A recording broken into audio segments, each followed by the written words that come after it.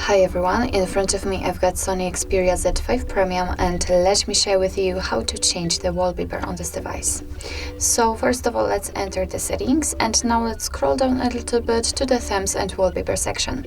Now we have to enter the wallpaper, and as you can see here, we've got some albums from which we can choose the wallpaper from. We can choose it from the album, which is basically your own gallery, from the live wallpapers if you've got some currently downloaded, from the Google Photos, and basically it is the same just like your album, because here they are stored to your photos, of course if you've got a Google backup, and the Xperia wallpapers, which are defaultly installed on this device.